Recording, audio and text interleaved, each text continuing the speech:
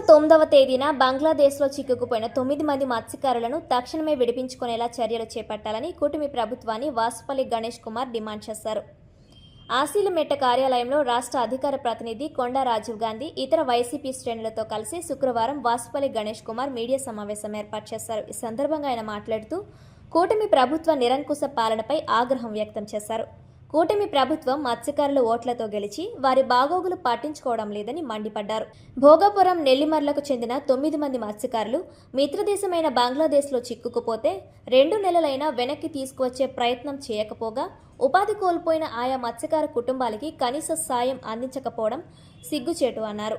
ఆయా 9 మంది మత్స్యకార కుటుంబాలకు ఒక్కొక్క కుటుంబానికి 5,000 రూపాయల చొప్పున 45,000 తోటి మత్స్యకారుడిగా సహాయం అందిస్తున్నట్లు ఈ సందర్భంగా వాసుపల్లి ప్రకటించారు. జనసేన ఎమ్మెల్యే ఉన్న ప్రాంతంలో మత్స్యకారులకు అన్యాయం జరిగితే పవన్ కళ్యాణ్ ఏం చేస్తున్నారని ప్రశ్నించారు. విశాఖ ఫిషింగ్ హార్బర్లో జరిగిన అగ్ని ప్రమాదంలో నష్టపోయిన బోట్లకు మంటలు ఆరకముందే ఒక్కొక్క బోటుకు 40 లక్షల నష్టపరిహారం జగన్ ఇచ్చారన్నారు. హుదూద్ సమయంలో చంద్రబాబు నష్టపోయిన బోట్లకు కేవలం 5 లక్షలు ప్రకటించి ఇవ్వలేదన్నారు. తక్షణమే బంగ్లాదేశ్లో చిక్కుకుపోయిన మత్స్యకారులను విడిపించి నష్టపరిహారం 5 లక్షలు ఇవ్వాలని డిమాండ్ చేశారు. ఈ కార్యక్రమంలో కార్పొరేటర్ చెన్నా జానకిరామ్, వార్డు అధ్యక్షులు, అనుబంధ సంఘాల నాయకులు, వైసీపీ సీనియర్ నాయకులు పాల్గొన్నారు. నాట్ మంత్స్ ఏదైతే ఈ భోగాపురం జరిగిందో నెల్లిమర్ల, అక్కడ ఉండేది ఎవరు? జనసేన ఎమ్మెల్యే ఆవిడ దగ్గరికి వెళ్తే అన్నదంట 6 నెలలు పట్టచ్చు అన్నదంట. What nonsense is this? Where are we? 6 నెలలు పట్టచ్చు అన్నారట. మరి ఏమిటి పవన్ కళ్యాణ్ ఏం చేస్తా ఉన్నాడు? 15 బోట్లు ఇప్పుడేమో ఫిషింగ్ హార్బర్లో మునిగిపోతే ఇంతవరకు రూపాయి ఇవ్వలేదు 2 సంవత్సరాల్లోనే. 15 బోట్లు మునిగిపోయి జగన్మోహన్ రెడ్డి గారు బోటు మూలిగి ఫైర్ అవుతే అంటే అవి ప్రైవేటైజ్ చేయాలని చెప్పి అనుకుంటుందేమో. మరి అవి ప్రైవేటైజ్ చేయాలని, మెడికల్ కాలేజ్ ప్రైవేటైజ్ చేయాలనుకుంటుందేమో. మరి పనులన్నీ ఆపేసింది. అప్పుడు ఇలాంటి ఈ బంగ్లాదేశ్ ఇలాంటి వాటర్స్లో మనం వెళ్తారా? మత్స్యకారులకు చదువు ఉన్నదా? చెప్పండి, చదువు లేదు కదా. మరి అలాంటి చదువు లేని వాళ్ళకి కావాల్సింది ఏంటంటే మంచి ఇన్ఫ్రాస్ట్రక్చర్ ఇవ్వాలి. సో అలాగే ఆటోమేటిక్ ఇన్ఫర్మేషన్ సిస్టమ్ కూడా ఈరోజు ఇంప్లిమెంట్ చేసి ఏవైతే ఈ గూగుల్ కోఆర్డినేట్స్ ఉన్నాయో ఈ ట్రాన్స్పాండర్స్లో మ్యాప్ చేసి ఆ సిస్టమ్స్ అన్నీ కూడా ప్రతి మత్స్యకారుడు కూడా వేటకి వెళ్తున్న మత్స్యకారుడు ఏదైతే 135,000 మంది ఉన్నారో ఆ ట్రాన్స్పాండర్స్ వాళ్ళకి ఇస్తే ఆ వాటర్ దగ్గరికి ఇలా చేరుతున్న వెంటనే ఇమీడియట్గా అలారం మోగితే ఆటోమేటిక్ స్టాప్ అవుతారు. ఎందుకు ఈ రకంగా మమ్మల్ని ఇబ్బందికి గురి చేస్తా ఉన్నారు? దొరికేమే అనుకోండి, ఈరోజు వరకు కూడా రూపాయి ఇవ్వలేదు.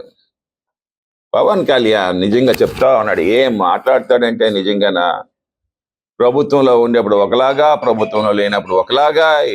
I don't understand what is strategies. Okay, మత్స్యకారులు అంటే మరి ఈ రోజు వరకు ఏం తింటారు? పాపం గర్భిణీ స్త్రీ కూడా ఉందన్నమాట. గర్భిణీ స్త్రీ మీకు తెలుసో తెలీదు, గర్భిణీ స్త్రీ కూడా ఉందన్నమాట. పాపం ఆవిడ ఎంత ఆందోళన చెందుతా ఉందో. భర్త అక్కడ, భార్య ఎక్కడ. జగన్మోహన్ రెడ్డి గారు 20 మందిని ఇండియన్ పాకిస్తాన్ వాటర్స్ని వెళ్ళిన వాళ్ళని రప్పించడానికి, even though we're not the double engine system but we made a diplomatics way by our Mithun Reddy and YV Subba Reddy గారు. వీళ్ళందరూ కూడా చాలా చక్కగా డీల్ చేసి ఆ వాటర్స్ని విడిపించి అక్కడ నుంచి ఫ్లైట్ వేసి ఇమీడియట్గా they brought to the Vijayawada. And from Vijayawada Jaganmohan Reddy గారు కలిసి ఇమీడియట్గా ఒక 5-6 లక్షలు ఒక్కొక్కరికి చెక్ని ఇచ్చి పంపించాం. సో నేను ఈరోజు డిపెండ్ చేస్తాను. The days are different, the GDP is different. We have made a system to be followed. 5 లక్షలుగా ఉండేది 10 లక్షలు చేస్తాం. ఎవరైనా సరే చనిపోయిన వాళ్ళకి 6 రూపాయలు 3 పైసలు 9 రూపాయలు చేస్తాం. అలాగే 4,000 రూపాయలు ఉండేదేమో భరోసా ఏమో 10,000 చేశాం. 5 లక్షల రూపాయలు ఏమో గురించి చాలా సుదీర్ఘంగా వివరించడం జరిగింది. అయితే మీ అందరికీ నేను చెప్పదలుచుకుంది ఒకటే, జగన్మోహన్ రెడ్డి గారు అనే వ్యక్తి మత్స్యకార పక్షపాతి. మత్స్యకారుల కోసం వారి కష్టాన్ని తెలుసుకుని అలనాడు పాదయాత్రలో ఆయన పాదయాత్ర ప్రజా సంకల్ప యాత్ర చేస్తున్నప్పుడు ఆ పాదయాత్రలో మత్స్యకారుల కష్టాలు నేను విన్నాను అని చెప్పాడు, నేను ఉంటాను అని చెప్పాడు. అధికారం వచ్చిన తర్వాత అదేవిధంగా మత్స్యకారులకు అండగా నిలబడ్డారు. కానీ ఇప్పుడున్నటువంటి చంద్రబాబు నాయుడు గారు గతంలో అధికారంలో ఉన్నప్పుడు ఇదే విశాఖ వేదికగా మత్స్యకారులను పట్టుకుని తోలు తీస్తాను, తోకలు కట్ చేస్తానని మాట్లాడాడు. నేను అడుగుతున్నా, చంద్రబాబు నాయుడు గారు మీరు అహంకారంతో పరిపాలిస్తున్నారు, కానీ జగన్మోహన్ రెడ్డి గారు మమకారంతో పరిపాలించాడు. జగన్మోహన్ రెడ్డి గారి నాయకత్వంలోనే అసలు మత్స్యకారుల గురించి, వాళ్ళ సంక్షేమం గురించి, వాళ్ళ భవిష్యత్తు గురించి ఆలోచించిన నాయకుడు ఎవరైనా ఉన్నారంటే అది one and only Jaganmohan Reddy గారు మాత్రమే. ఆ జగన్మోహన్ రెడ్డి గారు అధికారంలో ఉండబట్టే ఇప్పుడు బంగ్లాదేశ్లో చిక్కుకుపోయి 2 నెలలు అవుతుంటే కనీసం ఈ ప్రభుత్వం స్పందించట్లేదు. బంగ్లాదేశ్ మన శత్రుదేశం కాదు, కానీ పాకిస్తాన్ మన శత్రుదేశం అయినప్పటికీ ఆ రోజు జగన్మోహన్ రెడ్డి గారి యొక్క కష్టం ప్రతిఫలంతోనే మత్స్యకార సోదరులందరినీ వెనక్కి తీసుకొస్తే తర్వాత దాని మీద సినిమా రిలీజ్ అయితే క్రెడిట్ చోరీ, కష్టం జగన్మోహన్ రెడ్డి గారిది, క్రెడిట్ మాత్రం కూటమి ప్రభుత్వాన్ని అన్నట్టు ఆ సినిమా తాలూకా ఇది కూడా వాళ్ళే కొట్టేసే ప్రయత్నం చేశారు.